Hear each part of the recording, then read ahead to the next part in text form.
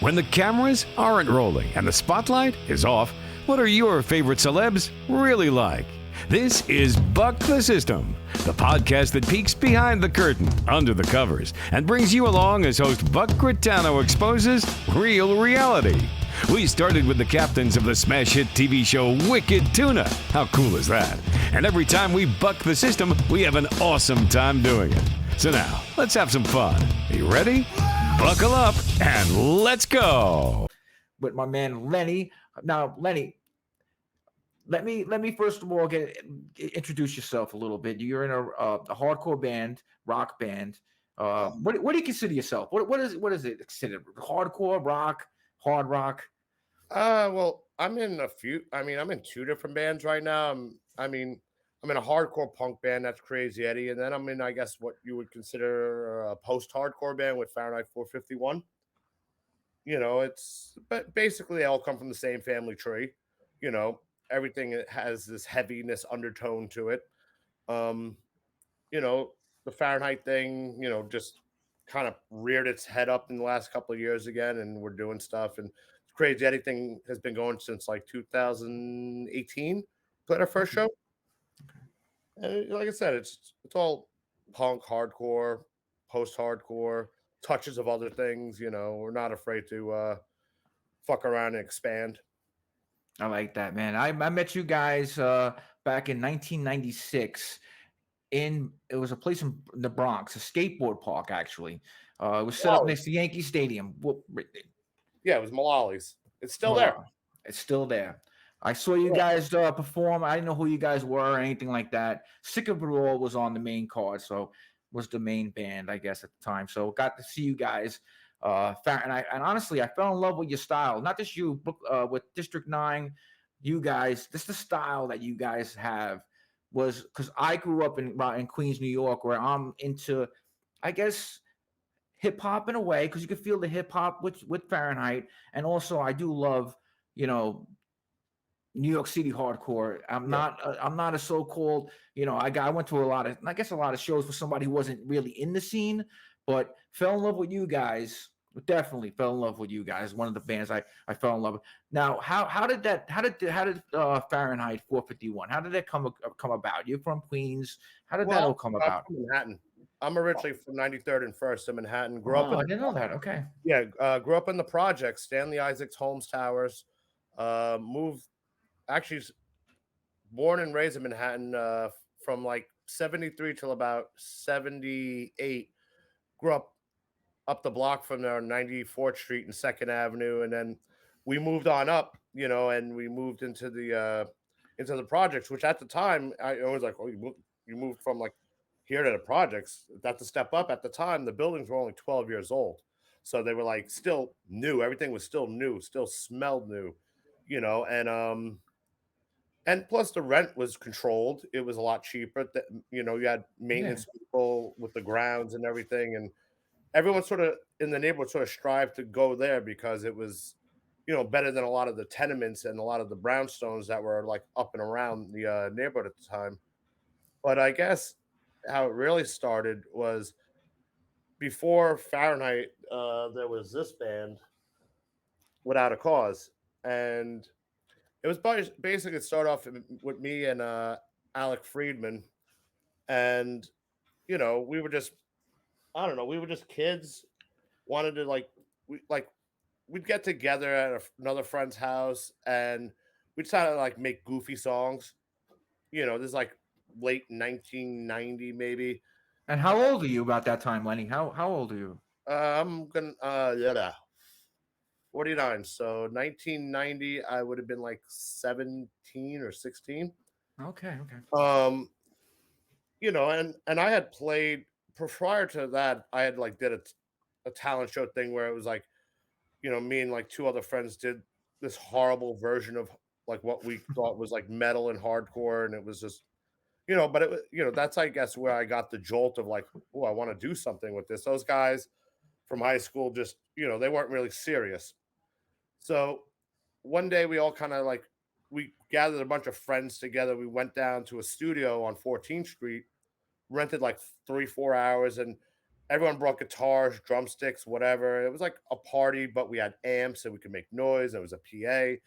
And from that, it kind of like weaned its way. And originally, Without a Cause was called Misguided Youth. We did one show, made some lineup changes, uh, and then we kicked that around for like from like 91 to 94. And back then it was weird because I started going to shows in 1991. I mean, I went to concerts like Arena Rock, like starting in like 86. I think the first Arena Rock show I saw was Rat with Poison Right. opening up, Wow. Okay. Okay. at MSG. And, then after that was like Motley Crue and the Girls tour. Yeah. Absolutely. Um, and kind of went that route for a while. But during that same time, around like 85, my older sister's boyfriend Phil.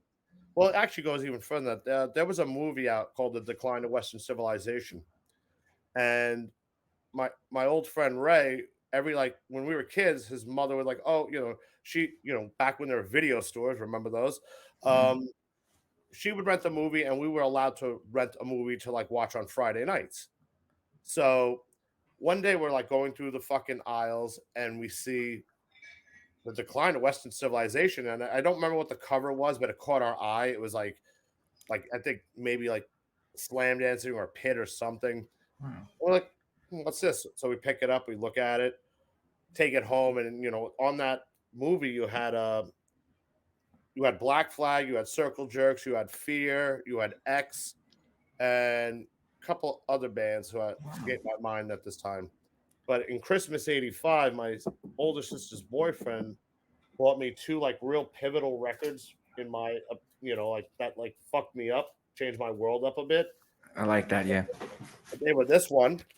This isn't the actual thing. He bought me a cassette, but the Black Flag Damage record, which in my mind, like when you heard Greg Ginn do what Greg Ginn does, and it's this fucked up noise. Like it was like, what is that? Like how is he getting that fucking noise? And you're like, I want to do that. And then the other one, which actually has become like almost more important than that record, is this record and the Circle Jerks Group Sex, record. It's 16 minutes of filler, no, all killer, no filler. Um, this record is probably more of a blueprint of what like I do now with Crazy Eddie, short, fast, to the point. Fuck it. Yeah. So, Yeah. but anyway, fast forward. I'm also into Metallica and Anthrax and See, Testament. that's something I wanted to say. When people are into hardcore, are they into other like it's mainstream music? Are you allowed to listen to mainstream music? You know what I Well, mean? I didn't know that there were rules. I mean, when I Are started, there rules? Are there rules in some hardcore? people there are, some people like to Okay. gatekeep and whatever. But for Okay. me, for me, I didn't know that there were rules or there weren't rules. I mean, I just listened to what I listened to. I I mean, agree. before I that, I agree. was listening to like shit like this. This was actually the first record I ever bought with my own money. This is the actual record, and it's Meet the Beatles. That's amazing. I bought I would have never guessed that in a million years that that would be the album you bought first. I was like 6 or 7. I bought it with my Because own money. it's funny because hold on a second. If I could tilt up a little bit, I don't know if I could do that. Oh yeah, the Beatles All six. right, so I mean, I was introduced to the Beatles from an uncle who was he played guitar, he played every instrument. My uncle, but his band was the Ramones. Oh, dude, that was a bit. That was So that was my starting point. That was my yeah. jump into the pool was the Ramones. Well, the Ramones were another big one. I mean, I think the Ramones. I don't know how the Ramones came into my universe. I mean, you just always like once you got into like these were like the Black Flag and Circle Jerks was like what I really like heard first. Gotcha. That was like what I really like was like, what is this? And it's fast, it's furious. And like I said, at the same time, I'm listening to like I was introduced like in like elementary school to like Slayer, like a friend of mine, I think it was like 11 or 12, he had like Haunting the Chapel or Chemical Yes. Warfare or something like that. So that was like some crazy fucking, when you hearing Slayer for the first time is just like, you know, you just it was something else. It's like it couldn't hold up to like, like all of a sudden, like, if you were like into Motley Crue and you listen to Slayer, you're like, yo, fuck Motley Crue. Although I love Motley Crue to this day. Motley who? Like, Well, I I know. mean, Yeah, the I first got you. two Motley Crue records, especially the first record, "Too Fast for Love," that record's amazing. I mean, a lot of people. I mean, the one thing about a lot of my friends is we don't pigeonhole ourselves to like what we're listening to, like one type of music. I mean, I I have, got you. you know, I mean, growing up, for me, especially, my father had an immense record collection, but the funny thing is, I don't think he ever really played many of them growing up. We mostly got our music intake from CBS FM in car rides. So That's true. That's true. we got turned on to doo-wop, a lot of Frankie Valli in the Four Seasons. Yeah. Well, again, love Frankie Valli. Fuck, I don't give a fuck what anyone says. Yeah. And just all these old fucking you know, classic fucking bands, from that time, and it's like you put on classic radio now, it's like bands from the 90s, you go, "Oh, I'm getting old." I It's know. like, I know. You're starting to hear Pearl Jam on yeah, on 101 point. oldies, Yeah, so you yeah. I turn it know. I know.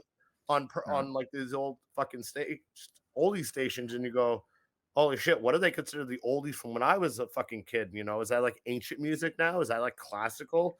You're You probably know, right. Yeah, you're probably it- right. it's just, Soon it's just enough. funny. But so that was like my introduction into music, hearing all these old great like standards, that you still hear to this day. Mhm. But yeah, you know, like, like I said, it just finding little things out, tidbits here, tidbits there, listening to fucking, having friends who've already had been to hardcore shows that have been to Lemore's, and they've come back with these stories like back before I started going to shows, like, people got fucking there was a fight, and like three people got jumped, and there was a bloody so it kind of put the fear into me a little bit before like I actually went to a show, because they built it up like it's like all about violence, and to a degree during that time it kind of was, because I always say my first real hardcore show was um Sick of It All, Burn, Rest in Pieces, and KRS-One at the Wow. Marquee. You know, and that was I believe 1990. Yeah, it was like I want to say it was like 91. And but before that, I did actually see Biohazard with opening up for Creator at the Marquee. So, and Biohazard's that fine line to me. They're not a hardcore band, they're more of like a crossover band. Yeah, yeah, yeah. They have the elements of hardcore. It's embedded, it's in the blueprints, but it really wasn't a hardcore show. It was a metal show, and Biohazard happened to be opening, and they had a lot going on at that time. They were fast fucking becoming a big thing, and the next couple of years after that, they were everywhere. They were all over MTV, and Now let me ask you the MTV thing now. Now when you hit MTV and you're a hardcore, so-called hardcore band, at that time MTV was the no-no, right? It was like honestly, MTV. you know what? The thing, we still had Headbangers Ball. Okay, We you still did had have that, Headbangers yeah. Ball, and you would catch a lot of interesting little. They would throw you curveballs constantly on that, like they would play like being a guitar player. I love fucking Scott Ian's guitar tone from Anthrax. I mean, now that I found out like what his secret was, and I'm like that's it. What was the secret? What was the secret? Really wasn't really much of a secret. It was a Marshall JCM 800 with this pedal in front of it that wasn't used in distortion, but in what they call a boost mode, just to fry the amp a little bit heavier. Okay. And this, I always tell people, you can get all the fancy gear you want in the world, but this is your sound. This is where your sound comes from. It's like, when people are like, oh, I'm trying to get his sound, it's like, well, you're not him. Like I can give my guitar to somebody else with my amp and my setup, and they won't sound like me. They'll sound like them. or I got they you. don't I know how got to you. I got they you. don't know how to control. Like my sound is very, it borders on uncontrollable. So, so I know how to control my sound. So I give it to somebody else will come up and it'll be like, making all this fucked up noise and like it's like, oh, it's too hot. I'm like, no, you don't know how to control my sound. So it really comes down to, this is your sound. This and what you have up here and your DNA is your sound. Gear helps. Good gear, don't get me wrong, good gear does help. But at the end of the day, it's all about this, and it's all about what you have up here. You Now know. you play guitar. Were you taught? Did you go to school, lessons, or you pretty much taught yourself? Um, Strange because again, I have to give props to my older sister's brother Phil. I mean, Wow, Phil. yeah, the boyfriend. Actually, I think saw a lot of old hardcore bands from way back in the day, and his whole thing was like he fucked around with bass. So he gave me this piece of shit like knockoff bass, So I had this bass, and there was always like like I don't my none of my parents are really musical people. Like the musical aspect of my family comes from my two cousins out in Long Island, Brian and Kevin. Brian played drums, and my cousin Kevin played guitar. So I remember when I was like maybe 5 or 6, like my cousin Kevin was up in his room out in Williston Park, Long Island, Yeah. and I just remember like going to use the bathroom and hearing like guitar wafting out of his room, being like a little kid, like looked in and like I was like amazed that he was, like he's doing something with this thing, and what is that I noise? know exactly what you mean. Cause my uncle, the same thing. He would play with an 8-track, and he would play his own like guitar and then play bass, and then he have a drum machine. He would do all his own. I was just amazed. And he'd be No, like, Billy, why don't you sing? I'm like, I can't sing, but he just had something over just to put on a voice. So I know exactly where you're coming from with yeah, the. it just something just perked my ear, and I was just like, oh wow. So that always like I always got bit by that bug by being in my aunt and uncle's house in Williston Park. There was always they were my cousin Brian had this amazing record collection, and when I would go over to visit, he would let me like thumb through his records and play things and make tapes and he had like every Beatles record. He had the English version and the American version.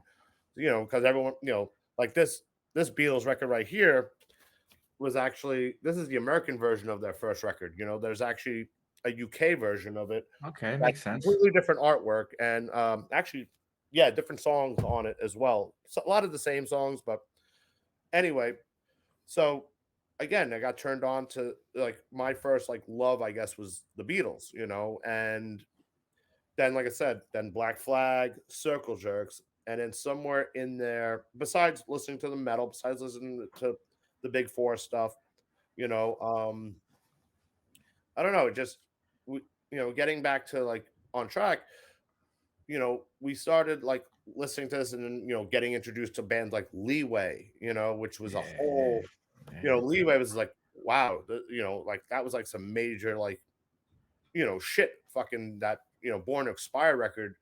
Again, like AJ Novello, Mike Gibbons, they had such this like guitar sound. It was like, you know, it just pushed you. And Eddie Sutton's vocals and just the whole package was like amazing.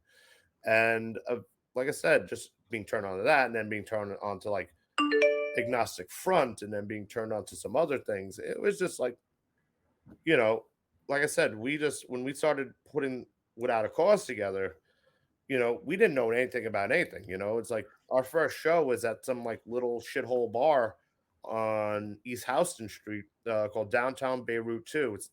It hasn't been around in like easily 30 years. So how'd you wind up with that show? Like, how does a guys, a bunch of kids, high school kids, I assume, right, Yeah, wind yeah. up with a show? How'd you wind up with a show? We made a demo. We actually our first demo we made at Don Fury's down on 18 Spring Street. A friend of ours, gave us Don Fury's number, and we had known that Don Fury had like done all this amazing shit. Like we were just familiar with him because the We Stand Alone EP had just come out, Okay. from Sick of It All. So he had recorded that, and then we found out he like a lot of the early Revelation stuff was done at Don Fury's. And, so we already, and so, you know, we were learning really fast, about music and bands and things. And so we went down to Don's. We recorded like a 2-track live demo. They call it basic. You play live. It goes onto cassette, you know, and then I just went downtown. I didn't know what to do really, we really didn't have any connections with other bands at the time. We're just like kids from like Yorkville, I mean, and so we don't really know what to do or how to go about things. So I guess, I remember one afternoon or evening, I don't remember what it was, but I just walked around the village and I remember all the clubs I went to. Went to the Pyramid. I went to this other place called Beowulf, which was a couple doors down from the Pyramid. Dropped the tape off at CB's, dropped the tape off at downtown Beirut, and then, everyone's like, "Oh, we'll get back to you. We'll get back to you." Nobody get back to it. Downtown Beirut actually did get back to us, Wow. and they're like, "Hey, blah blah blah. You can play and whatever." And it really was just an empty room that happened to have a bar, no PA system, no real stage. We wound up using my stereo system as the PA system because we Wow. didn't know anything about a PA. Like, Yeah. oh, you got to bring your own PA. I was like, what's a PA? Oh, you mean the thing you sing through? Oh, fuck, and I at the time Wow. my stereo system was loud as fuck. It didn't compare. Like once you start putting fucking like amps behind it and everything else, you just like it was gone. But that was like the only show Without a Cause did, and I mean, Misguided Youth. After that show, we made some switches. We put our bass player and guitar, our guitar player and bass, because the guy we had playing bass at the time was a really great guitar player. The guy who was playing, fuck it, so we switched them around. Got a friend of ours to play drums, and we wound up getting that summer of 91. We wound up playing 3 shows at the same club in Brooklyn. Really? Okay. So we wound up playing with like all the Brooklyn bands. Like we wound up playing with Lament, Confusion, Judgment Day. I can't remember who else was on those bills, but those and the guy who booked it, this guy, rest in peace, Frankie Collins. He he just booked us on like 3 shows between like July and September. And and we're off and running. Now we had a little connect, and then we started making more connects and more connects and more connects, and it just, but again, we were playing some fucking weird shows like after 91. I think we only did like 5 shows in 91 because I was getting ready to drop out of high school come fall just because I hated high school. Not the only one, man. Trust Yeah, me. high school sucked, dude. It was like I went during a time when fucking teachers were at the end of their tenure. They went through the 60s and the 70s and the 80s, and they were just burnt out. They didn't give a fuck whether you showed What up. high school did you go to? What high school was it? I went to 3 different high schools actually. Okay. I went to my first high school was Cathedral Prep. Oh, that didn't set you off right then. Them Cathedral. No, it's Catholic high. Well, you were going to be a priest, right? If you didn't become it, Yeah. Oh, so you know the deal about. I know. Yeah, there's another one on Queens Boulevard too. I forgot the name of it. That's the one. But like I said, I went to a Catholic. My parents put me into a Catholic elementary school to start with. Same with me. Yeah. Fucked me up because that's back. I was just talking to my drummer Jason from Crazy Eddie about going to Catholic elementary school grades K through 8, and the first I went. I think my first year of school was 1970, the fall of 1978. So nuns were still hitting kids. Oh, the good old days, man.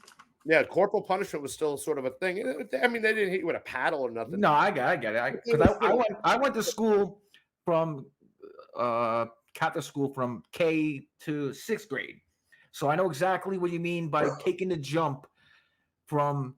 I went from 6th grade to junior high school 180, and it was like, what the hell? It was like I was born to a different world. Yeah, see, with us, K through 8 was in the same school. Yeah. So I never went to middle school or intermediate school. And then from there, I went to cathedral prep for 1 year and they threw me out because they knew I wasn't going to become a priest. I That's went to cathedral prep because honestly, the fucking tuition was dirt cheap. it was the The cheapest archdi- one. Yeah, I yeah, know. the archdiocese basically provided these guys with a building and the means to like, you know, try to get people into the priesthood. I knew I wasn't going to be a priest. I went because it was crosstown from where we lived and the tuition was like ridiculously inexpensive. Yeah, like 6,000 less than the other one. Because my son, he went to St. Edmund, so that's the Yeah, lowest one. I think I know the deal. I know the deal. yeah, I think at the time it was well under $1,000, well under $1,000. It might have been $600 to $800 for the year. So we, then I went to some little private bullshit school which wound up closing down after a year. Then I went to humanities on 18th Street for my last year and change 2 years because That's like a Bosie's type thing, like a Bosie's type school, or what? no, it was No, it was okay. a regular fucking high school. Oh, okay. It was a regular high school. I just didn't like it. I would cut to school and like this is back. I mean, truant officers used to still prowl, so you had to be real smart about how you fucking did things. And I couldn't go home because my dad at the time worked nights. He worked for the MTA, so he worked nights, so he was home. So I knew I couldn't get home any late earlier than like 3 o'clock ish, and that 3 o'clock was pushing it, you know. So I knew I could put my foot in that door anywhere time from like 3:15, 3:20 and on. So what do? You know, because I figured out the scam. You had to go to homeroom to get your train pass. They didn't give a fuck. You can miss your first 2 classes and the rest of the day. As long as you show up for homeroom, they mark you in for the day, but you'd still get truancy slips. I was smart enough. I would beat the mailman before my dad would see the mail. So I would just, you know, my mother knew I was cutting class. She knew. She's like, don't let your father find out. You know, my father was not a person you fuck with. So I made sure to always check the mail before he went to work. All that work to stay out of school. Imagine you would apply that to a school. I'm just saying, we're dumb as kids. No, No, I got you. When I signed, here's the funny thing: when I signed myself out of high school, it was September of '91, and I just remember, like, they didn't offer me really any like city ass school programs or alternative educational whatever. They were just like, "All right, here's the paperwork, bye," and that was it. I went into the working world. I worked some bullshit jobs, and that was it. It was like, but I also knew that I wanted to play music. And the one thing my parents, God bless them, is that they were very supportive of my endeavors when it came to music. They knew I was passionate about it. So that was the one thing I got to give them a lot of like love for, that they did let me pursue my thing. And they let me pursue it for years, until I just was like, I got burnt out by it, like when, by the year 2000, when Fahrenheit broke up, back then, I probably took a year and change off of playing like any serious music Really? because I didn't know that. I was always on the Fahrenheit schedule. I was always on, we rehearsed like 2 or 3 times a week. We were doing shows like Friday, Saturday, Sunday. We were on tour. So I was always like doing stuff. There was always meetings and meeting record people and doing this. And, so all of a sudden when that came crashing into a halt, I was just like, Wow. I'm stepping back. I need air, Now, and you said that your parents were really so loving and supporting of your endeavors with music. Other band members, through all the bands you've been in, has that ever been a problem where parents didn't support them at all and it came into a problem? I can't really speak for those band members, but from what I know, like most parents was fairly supportive of Okay. their kids Excuse me. things. I mean, at that point, we weren't like doing this and people were like fucking 15 years old, guys were already in 18, 19, 20, Okay. when we are doing stuff like that. So most people's parents seemed supportive, or they just didn't give a fuck what their kids did, Exactly. At this point, he's over 18. It's not my fucking problem anymore. Just make sure the rent's paid and, you pay your phone bill, and that was really it. I just think, like I said, when I dropped out, like I said, they offered no alternative to education. It was just like, all right, bye. And like I said, by cutting school though, the one thing I did do, I went to every fucking museum in New York City, from the Bronx to Brooklyn I used to go because it was so cheap. I'd go to the Statue of Liberty and fucking hang out for the day. I fucking ran into a That's classmate. wild. That's fucking wild, yo. I ran into a fucking friend of mine who was on a school trip with his class. And I'm coming to come off the fucking go back to Manhattan, and I see my friend Anthony Arcuri, and I'm like, oh shit, what's up? He's like, what are you doing? He's like, I'm cutting school. What are you doing? He's like, oh, we're on a school trip. It's like, yeah, let me join. I fucking kind of like, Oh like my god. I kind of went on the school trip with him and his class. His teacher never picked up on it. We chatted. We went up. I did the tour again and came back down. I was like, all right. Like, so it wasn't like you weren't like your brain was. You wanted to learn, and it wasn't. I used to go to the New York Public Library, the main branch on 42nd Street, and look up like before the internet. If you want to find out things, you go get microfilm, and you would find old newspapers. The Metropolitan Museum of Art, the MoMA, the fucking History Museum, the Transit Museum, the Tenement Museum. Walk around Lower Manhattan and just see all these like sites and Trinity Church, this church, St. Patty's, St. John's. Yeah. Wow. Just like it wasn't just like because at the time I also wasn't a drinker back then. I wasn't a pot smoker. I mean, I maybe dabbled with it at that point, but I was like, I really wasn't into all that. So my thing was I had to be out of the house for X amount of hours. So I had to do something to fill my time. I might as well see some stuff. I might as well go to like Central Park during the middle of the day and just walk around.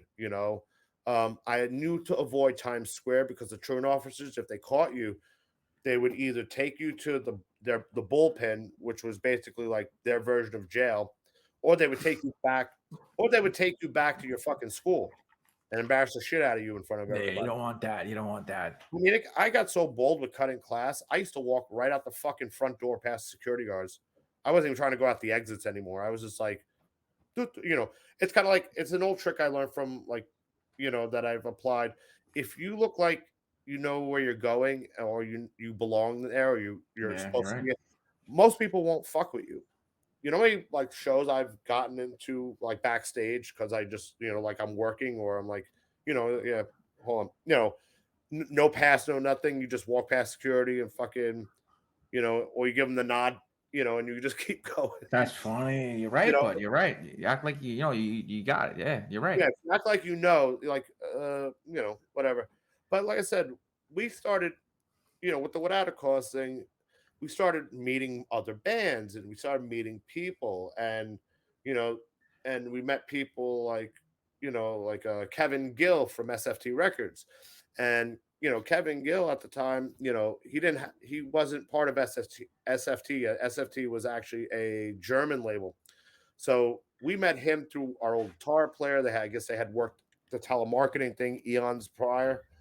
So he was like, I want to, I don't know, like you guys, I think I can manage you guys. So he started like getting our shows and helping out, and he wound up somehow getting, he sent out, we made press packets, something that you don't really see too much anymore. And we sent them out to all these different American and European like 7-inch labels. SFT came back and was like, hey, we'd love to put out a record. We had just did a multi-track demo tape at Don Fury's. It was like the newest thing we had. We wound up giving it to them. They put it out as the Without a Cause 7-inch, and it was off to the races after that. And then but we were still playing a lot of weird shows on our own. Like we were playing I remember we opened up one show for Warrior Soul at the Danceteria. Warrior Soul, wow.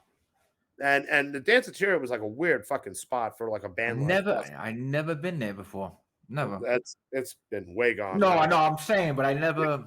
No. Danceteria was interesting though because it was like, we get there and it's like obviously nobody's there to see us or give a fuck about us. And, it was just like, but Warrior Soul came on. I think Warrior Soul's time had passed at that point. So it was like weird.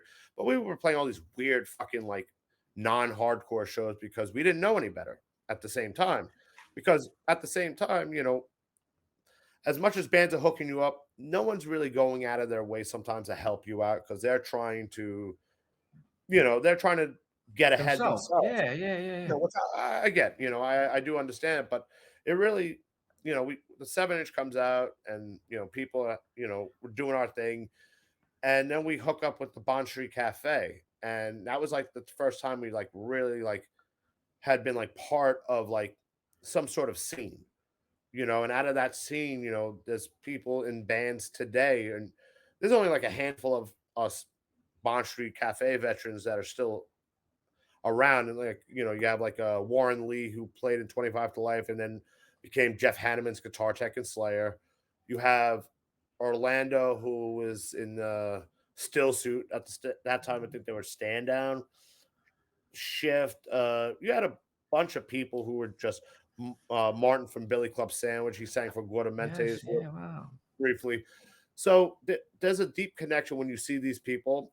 Like it's like it's like we were there, man. We were in the shit, And it was like this close like knit community of bands, and we're helping each other out. And then we started getting like shows at Wetlands and other things. And this is all before Coney Island opened up. So, like CB's hadn't really started doing the matinee thing yet.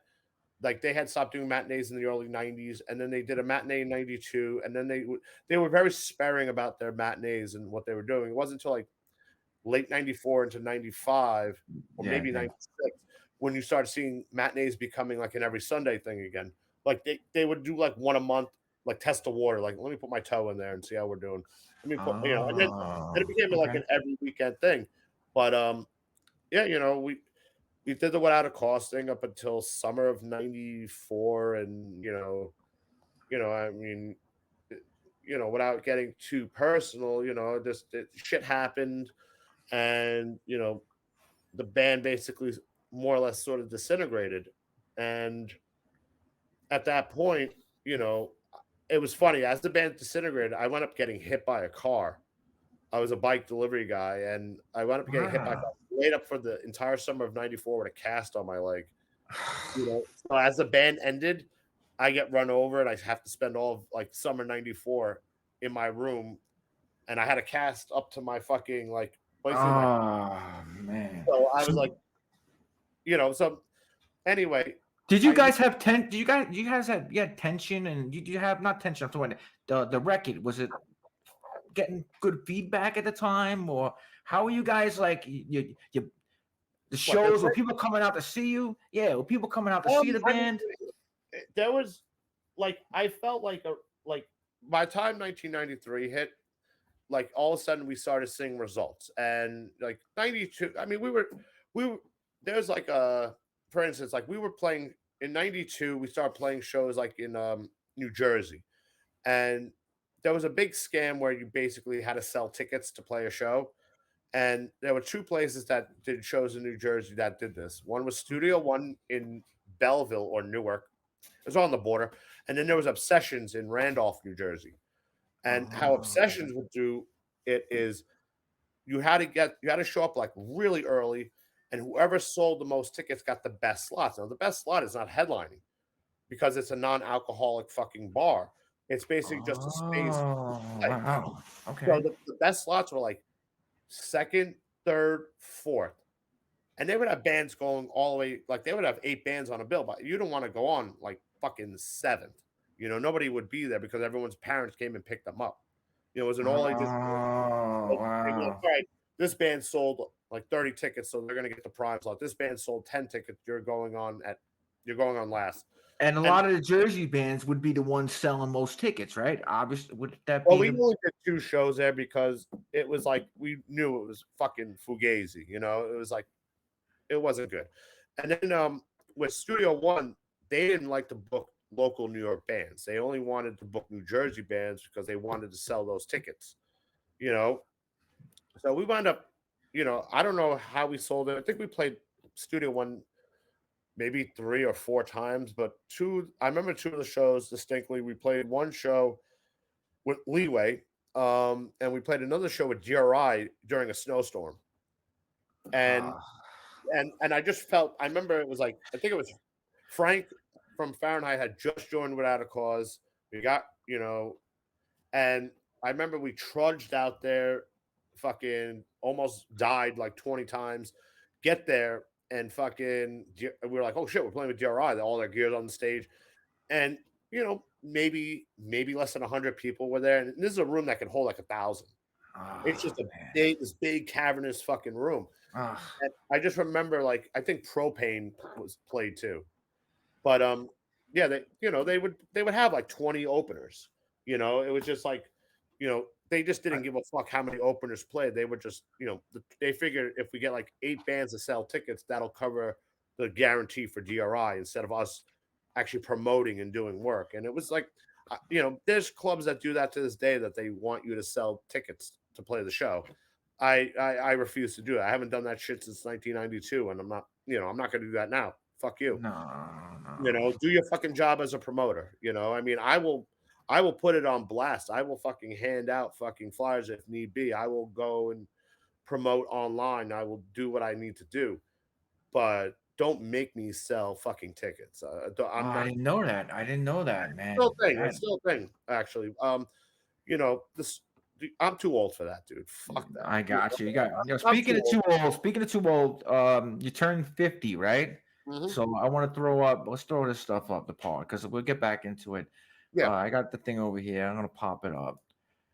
Okay, so Lenny's birthday party is Fahrenheit 451's coming back. Crazy Eddie. This is gonna be awesome. And we talked about the admission of $5. That's pretty much just to pay people to work the day. We get it $5 to see a show. How could you? Geez, the Meadows, 17 Meadows Street, Brooklyn. Yeah, Um, I've played there with both bands. I played there with both Crazy 80 and Fahrenheit. It's a nice spot. I'm looking forward to it. Me and my wife Michelle's a photographer, so she does work for the owner on various projects. Okay. And so we have a good rep with them, and I brought it up to him a while ago, and he was very receptive of it. So we look at it as well. I knew for my 50th birthday, I'd want to play on stage somewhere doing something. I happen to be in 2 bands right now, so both bands are gonna fucking play.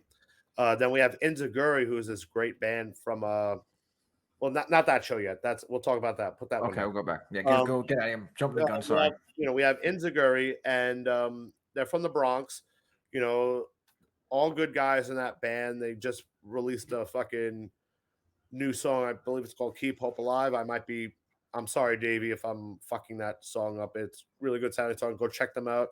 And then Overstand, who happens to be my friend Todd, who used to play in District 9. He also played in Warzone. He played in Vision. I I was in I was in a I was in a couple bands with him. I was in District 9 with him a couple times. But yeah, he lives in Arizona, so he's flying his guys out on their own dime Oh, just to that's play. awesome. That's fucking awesome, man. So he's looking forward to it. I'm looking forward to to to seeing him. It's just a friends and family show. I mean, I could have probably gotten a much bigger band to headline. And but I wanted to keep it at $5 just because nowadays, and it's $5 cash at the door. You can't even get a bag of fucking potato chips for $5 no more, man. You get a lot of air. Truth. You get a lot of air. Yeah. Oh my gosh. Basically, with that is we wanted to, I just wanted to keep it real. I see a lot of shows that are, $20, $25, $30, and that's before you even include if someone buys an advance ticket, you're talking about fees, and a lot of times it's not even Ticketmaster. It's these independent things like there's so many different independent ticket companies now, but you're talking about anywhere from like $7 to like $15 in fees when you're done. So I was like, no, fuck that. $5 like we used to do back in the day at the door. I You love it. can't use a Cash App. You can't use Venmo. You can't use PayPal. can't use my fucking wallet. You have to pay $5 at the fucking door. I And like that's it. what it is. And we're just keeping it vintage like that because it's not really, it's more of just about a celebration of friends, you know? It's about going up there, having a good time, and, you know, let your ass hang out, so to I speak. love it. I'll tell you, my Spotify, you can go on right now, Fahrenheit 451. I play it all the time. I even hooked my son up. He's at the gym. Great gym music to work out to. I always wanted to know who the guy was just screaming in the background, and it was this guy, Lenny. I didn't even know it was him, but I definitely enjoy the music. It's something about, I can't explain it to you. Like my first experience seeing you guys, like I said, was in the Bronx with Chris O'Leary. Give him a shout out because Christian Oh, yeah, O'Leary, I know Chris. this Christian. guy, he, I, I, I just followed him, and anything he liked, it seemed to be like good music. So I would just follow him along, And he took me to see you guys. And then we went. Who else we seen a lot of bands, but yours I definitely fell in love with District 9 too. Probably. Well, that Billy Club was a little later on. But yeah, I like, I had the flavor for like E-Town Concrete. I liked a lot too because I liked the hip hop with the metal or the hardcore mix. That was kind of my thing. I liked it. yeah, the thing with like that whole thing with us was it wasn't really like when Without a Cause, like, you know, just fell apart. Like I knew that I wanted to do something, and towards the end of Without a Cause, we already had Fragments of Reality was a Without a Cause song that we Oh, okay, brought okay. over, and No More Promises, early renditions of No More Promises were played at certain shows. We're still working it out, and I a while back I remember I found some old like late Without a Cause Really? tapes, rehearsal tapes, and I remember hearing like the beginnings of like certain Fahrenheit songs. So when Without a Cause first started, you know, nobody gave a fuck about us. That's number one. When Fahrenheit first came out, nobody cared.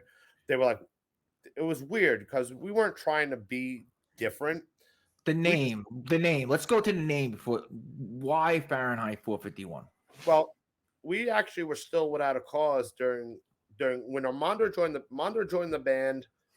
I want to say fall or late summer of '94, and we were Without a Cause, and we thought we were gonna still be. You know, we were like, oh, maybe we'll just continue Without a Cause. And after a couple of shows, we realized that it's a totally different band. It's apples and oranges, and you know, for the first 6 months until we had more Fahrenheit songs, we were playing some of the old Without a Cause material. I mean, the two that are still in the set today are Fragments of Reality and No More Promises.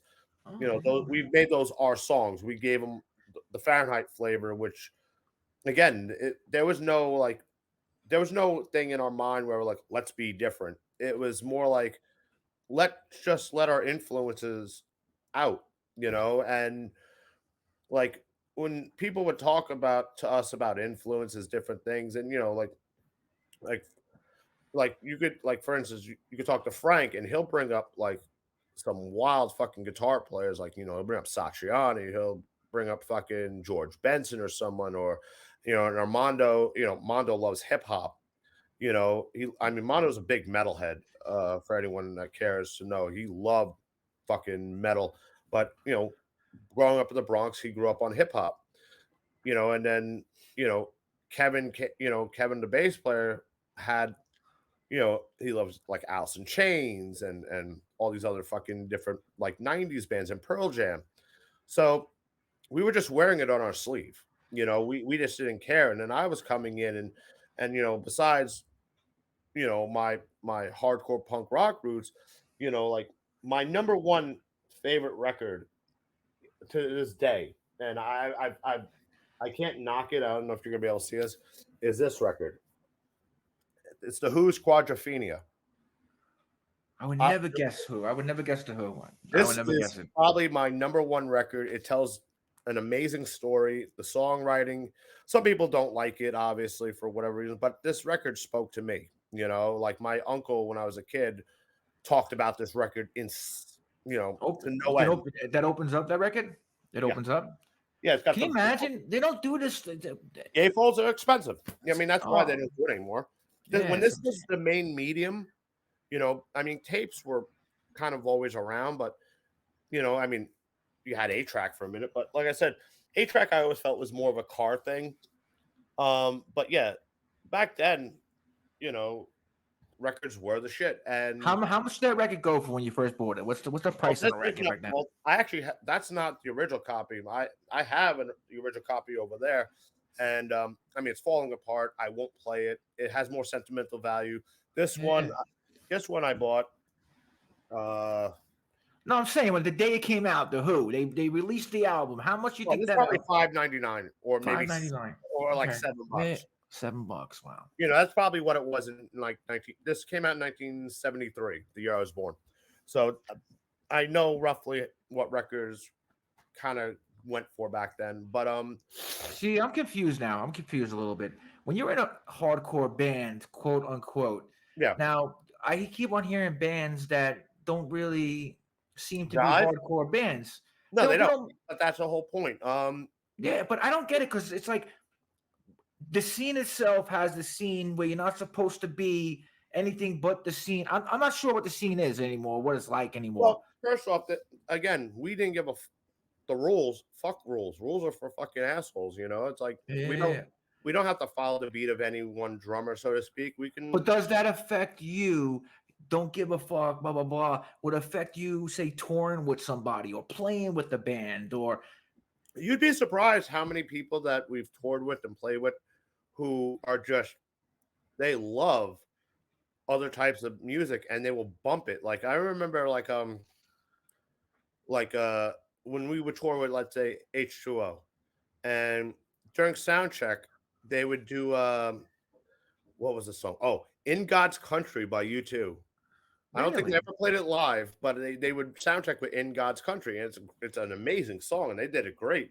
And they would you know those guys just had loved all types of music and any band we played with for the most part that we were somewhat close to um you start talking about music and we all have this common love for hardcore and punk and metal for the most part but then we have this other love for just because we're all like we all cut our teeth on 80s stuff so you're talking about a lot of like new wave stuff you're talking about like like Devo you're talking Talking about Heads, yeah. you were talking about like I was just before we got on, I was listening to fucking Warren Zevon, Werewolves of London. Yeah, You yeah, know, yeah. so we all grew up with this music. I mean, don't get me wrong. There are people who are purists like, how can you listen to that shit? Dude, it's music. I look at it like this way. Why the fuck should I color with one color crayon? I agree. There's so much shit out there. You'll never hear it all. But why deny yourself of any of it? But I think Here's like looking from the outside in. I was never in any scene, so I can't really say. Looking into it from the outside, it seemed like there was no sellouts. Can't sell out. I mean, H2O. Don't Well, forget no, your roots. there were bands that got accused of that during our time. But, like the first time that I met Toby from H2O, I didn't know who the hell he was. He's riding a bike with a banana seat, and Oh he's yeah, his riding own around riot the village. that thing. Yo, I didn't know who the hell. But you know what it was for me? The people that like when you grew up listening to bands like say U2, Bono. I wouldn't be able to see Bono. I wouldn't be able to see Page from Led Zeppelin. And then when you start getting to a scene where you were able to see the front man for a band, it wasn't like they were famous, unquote, but you felt like more attached to them. Like hanging out with you guys, seeing you guys at Deja One the one time, hanging out. Yeah. It attached me because you guys were cool. So I was like, you guys are fucking get the how do you say it? The people, the interaction, and then the music comes in after. You know what it is with stuff like that because there really is no divide between audience and band. The audience and band are basically the same people. Exactly. And don't get me wrong, there are people who get egotistical, like, oh man, look, we put all these people in the room. Who gives a fuck? I mean, in all honesty, don't get me wrong. There are definitely people like I remember once I did a some zine interview years and during the 90s. And at the time, like, oh, what are you listening to right now? And there's another record that happens to be on my list, and it's this record and Radiohead's OK Computer. This came out in 97. I can't tell you how many times I've tripped my balls off with this record, because, by the time Fahrenheit was running in like fucking 96, 97, we were all pot smokers. Me and a couple of other guys were fucking tripping as much as we could. We were fucking in our early 20s. We were young, dumb, and fucking full of energy. And And what tripping on what? What was it? The LSD or the mushrooms or the all of it, all of it. yeah? Okay. I mean, the most common thing you could get, not to tell stories out of school, but I will. Well, acid was the most common thing you can get. Acid was very easy and accessible for you to get. Mushrooms were a little bit harder to come by, good mushrooms. And then you had ecstasy. And ecstasy at the time, See, I never mess with that stuff. ecstasy at the time was more of a club drug. You could Yeah. find it, but I had a connection. I'm not going to say who because she's a family woman now, and but I used to go all the way out to Sayville, Long Island, because a friend of mine who used to come to hardcore shows lived out in Sayville. She was also into the rave scene. So Gotcha. I would get everyone's order. I'd go on a fucking Friday night. Sometimes I'd come back the same night, but sometimes I would just crash and leave the next morning. And fucking I would get everyone's order. And ecstasy at that time was not cheap. It was like $25-$30 a pill. So I'd have like several $100s on me sometimes. Wow. And everyone would be in Yeah. the rehearsal studio. I'm like, where were you? I'm like, dude, fuck off. You go and get it. I That's just got on funny. the fucking Sayville from here on the Long Island Railroad is almost fucking 2 hours. Wow. So but ecstasy was like probably out of all the tripping shit I had done, it was probably like my favorite. I mean, I've done plenty of shows tripping my balls off, just because we were so tight at one point that we used to rehearse with the lights off, and then started just like we just started getting more fucked up because we were just a machine, and it's like, well, let's see if we can throw a kink in the armor, and we couldn't. It was just like you could fucking go have a conversation with someone, and your body's in muscle memory mode, and you were just tight, because we were always rehearsing, but like I said, going back to it though, like as far as people always, I guess, saying, oh, how can you listen to that? Yeah, there are people who think that there's rules, and so some people maybe there is rules. For us, we didn't have any rules because look at our sound. Our sound does not dictate rules. No. If we always looked at it as, again, let's where our influences are on our sleeve, and whatever comes out comes out. We never went out with the intention of sounding like this band or that band, although I think we were, I guess you could say, some of our peers were bands like like Orange 9mm and Quicksand.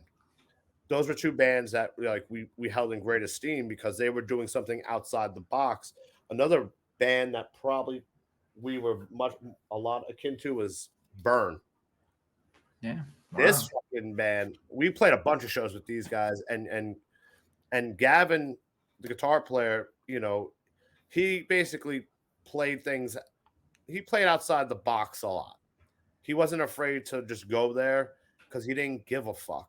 He's like, I'm gonna be me, and whatever comes out of me is me. I like that. His whole thing, Gavin's whole thing for me was always he was just being an artistic expression, and whatever. But Burn, like, kind of like we all kind of, I think, secretly wanted to be in Burn, and we used to cover "Shall Be Judged" a lot during our sets. And like I said, we just that was one band that did it for us, because that was like what we. I don't want to say we model ourselves after, but if we could have came back as a band, it would have probably been Burn. Wow. That band for us was just ferocious. It spoke a different language to us. But yeah, we like the post-hardcore stuff. I mean, funny thing is, like, then you look at a band, let's say like Candiria. Candiria was so outside the frame, you know, and they were beloved, and they would come with the jazz, the funk, the Yeah, fucking amazing. the world music stuff. What was the song? Fraction. What they did? The Fraction So with the. Oh my gosh! I didn't know Candiria that much. I know they were down in Rockaway a lot. I yeah, heard. I they heard, but the Fraction song with uh, Mark from Shutdown. Matt I the was like, what the? I was like, what the? Yeah, their Candiria was like we played some shows with Candiria, and that was one band like when we always had a thing like, yo, every show we played, we would always say we're coming with our A game, and sometimes the headliner would get threatened or destroyed depending on how hard you brought your A game. Um, but Candiria is one of those bands you would play to like your umpth degree, and you'd be fucking you gave everything. You're playing so hard, you're standing next to yourself, and Candiria would come up and fucking wipe you out, and you'd be like, yeah. And they're doing it like they're not even breaking a sweat. They're just up there like a machine, and they would be like, they'd have those pulses, and then all of a sudden it'd stop, and the jet, Yeah, and then there's like amazing. this fusion thing that they would do, and you'd be like, I'm not high enough to know what's going on, you know? And it's funny because I remember once in '99, we recorded at Purple Light Studios, which was where Candido did a lot of their early recordings. And while we were there, uh, Ken, the drummer at the time, he came in to, I guess, operate the tape machine one day. And it was late at night. And I still remember this. Like, I swear to Christ, I wasn't dreaming. It was just me, Kevin, our bass player, and Ken. Ken got on Ray's drums, and we just started jamming for like a half an hour, right? And I still wish this day that we would have just someone would have had the presence of mind to hit record because Oh, it was so fucking out there, but so heavy, but yet also gentle at times. And it was just like, what the fuck are we doing? And it's like, and it just he would just he would let you Ken would let you lead, and then he would lead, and then it would just be like there'd be soft passages, then very rough passages, and then and it was just like then you'd be like, hey, let's go smoke a blunt, it's just oh like my it was nothing. gosh! But Right? you're talking about 30 years later, and you're still like you can still like only be press tape to record. Oh my If we would gosh! just had the presence of mind to just someone somewhere just to hit a record button, it would So when you're talking about top notch musician, they play music. These guys are up there. They're on the oh dude, top of the top. they by far those guys are players. They could be any band they want to be. I always felt that Candera could be any band they want to be. They could be a fucking jazz band if they wanted to be. They could be a fusion band. They could be a fucking blues band. They could be a hip hop thing. They could have been any. They could have just morphed and been any band because they were just that fucking good. They've always were just that fucking good of a band.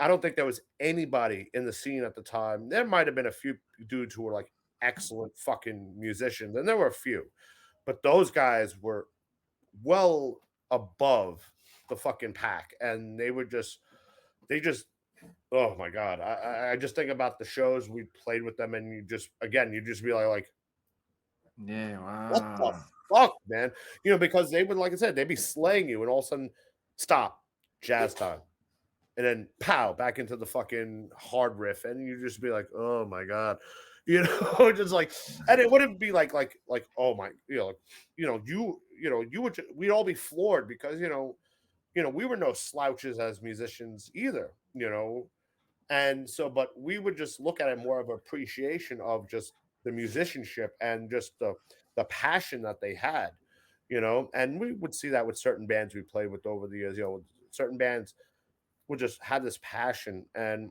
like I said, H2O, for instance, at that time had a fucking major passion. And like going to H2O shows, especially back in like the early times to the late '90s, it was like going to church, because it was a call and response thing with them. They crafted those songs, especially that first record. They crafted Yeah. those songs for a call and a response, you know, and it was like the perfect time. And that's the one kind of good thing about the 90s, you know. Oh, I have to take a break. Hold on. Can we take a break for 2 Yeah, seconds? take a break. Yeah. Whatever you gotta do. Oh, I gotta, do something. No problem. Do what you gotta do. Yeah. You got me thinking of Candaria too, man. Oh wow, I forgot about Candaria. Damn. So at 2-0, what is it? One. So I'll just cut it out after.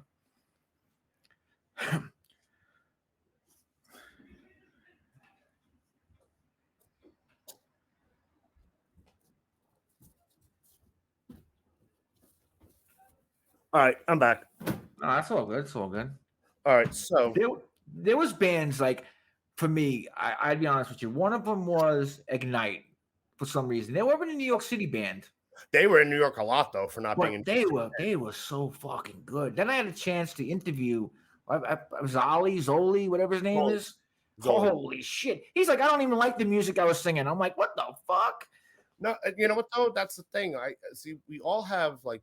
I was like, wow, I love your lyrics. I love you stamp. He's like, I can't do that, man. There's too much. There's too much. You know what though? He's not the only one though. There's a lot of us that we are, we can play, steps above what we do, but we enjoy doing this because it's, not saying it's easy, but it's what gives us the most like jump. It's like instant gratification in a way because it's just you're playing with this energy and you're playing with this passion and you just like that's a lot. I mean, but is it like I said, you'd be surprised like all the people that from bands who are just into like other shit and just amazing musicians and you would never know it because it's almost like everyone dumbs themselves down a little bit, like and that's not really because no, I know what you mean. I know what you're saying, but I know what you're saying. Everyone loves, so much. There's so much music. That's the one thing I have to say about the 90s, what we had going on back then. You had flavor and you had variety. You had every band, everyone had a niche and a sound and a thing. And, and like for instance, like I got to give major props to like, Kevin Gill, because at the time with SFT, he had like a lot of different flavors on that label, and it's just like, he had us, he had District 9, he had Shutdown, he had Six and Violence, he had No Redeeming Social Value, he had Neck. That was a great show, right? He had Roguish Armament, which was a hip hop band. He had, all this different music, out there. And that was just what the scene was in the 90s, especially like from like 94, 95 and on. Everybody was just so fucking different, It was. You had he had VOD. And just, it was just, again, it was what was going on at the time was just so diverse. And, and it was funny because it's like, yeah, you had the beatdown stuff too happening, but that was kind of kept over here, and, for the most part, everyone, because then you had like an H2O and then you had an Orange 9mm. And then you had like from Boston, you had like Cast Iron Hike, and then you had Overcast, and you had Coalesce, and there's just so many of these fucking bands. I liked Ensign. That was the band I really liked. I liked Ensign. They seem to like be hit or miss here in the city a lot. Like they were huge in Jersey. I enjoyed them, but I really enjoyed their stuff. Vision was a fucking great. Vision. We did a bunch of shows with Vision. Those guys were fucking fantastic. I mean, they slightly older guys. They were they hailed from fucking New Jersey, and they played a lot of like late 80s, early 90s shows. But they would kind of go away, they come back, they go away, come back. But they were this very passionate melodic thing going on. You had you had Kill Your Idols. Kill Your Idols came up and kind of did another thing. They took it to another place. And, again, people weren't afraid to just do something else. Like, I feel that today, a lot of the bands are doing the same thing. And hey, the old guys in the room. What do you mean? What do you mean? Like doing the same thing? Same sound, or? Well, all right. Like a few years ago, I remember I was watching some live stream of This Is Hardcore, right? And I was like, this is hardcore? And it's nothing against the people. I think they do a fantastic job. They run a great show. But I was like, man, hardcore's got quite the metal sound these days. It's got quite the like chugga chugga, tuned down, to C. And there's nothing wrong with that. Sound hardcore is allowed to, again, fuck the rules. Rules are out the window. Hardcore could develop to however it wants to develop, because then you look at a band like Crown of Thorns, and they were doing something else too, and then so you had all these different fucking bands coming into. But did you have to do something else to make yourself, get out there and be? I mean, at the end of the day, you want to sell albums, you want to make money, right? At the end of the day, I mean, there was a point where we wanted to make this our lives. I would say, like, by 1996, Vaughn Lewis became our manager, and Vaughn Lewis was the guy who used to come to shows back in 95 and early 96 and would snap photos. He was a photographer. And at some point, I think he went out on the road with H2O Murphy's Law as a tour manager. They needed someone to do it or sell merch or something. He came back and he wound up managing H2O. And at the time, I think he also he helped manage Murphy's for a minute too, and sometime during all of this, he was helping us out a little bit, and then he just became our manager. So then all of a sudden, we started looking at it as, we started getting more and more attention. We were doing things, and then labels started poking their nose around, and then we had people in our corner like Howie Abrams. Howie Abrams was an A&R guy for Roadrunner Records. He also worked at In Effect Records, Relativity. He did a lot of things, and he always said, when I get the chance to fucking really help you guys, because we knew Roadrunner wasn't going to be our thing, but he actually wound up going to Zomba Jive. So he wound up getting us a development deal with Zomba Jive, and basically, they were going to help us develop, our thing, and then help us shop the tape to other things. They would obviously see something, but I think our publishing was going to be under Zomba or something like that. I don't remember the details of the deal really. But we had people like that in our corner. We had a bunch of people just pulling for us constantly because we were just, and the thing was, we got a lot of the usual suspect labels like, Victory looking at us and making offers, but we always felt we could do better, and we did have other labels looking at us and whatnot. And there were a lot of interest. I remember playing a lot of random showcase shows. Like we get the call like on Monday, guys, I'm setting up a show on Wednesday at some random club in the village. So-and-so is in town. They want to see you guys. And we would just show up with our gear, play, and it'd be like, our audience wouldn't be there because they wouldn't know. We did a lot of those shows, Really? So, wow, I didn't know that. Wow. Just like to show up because you don't know who you're playing. It's like a baseball player who's a pitcher and the scout's coming by, right? And you got to throw a couple of pitches. I got it.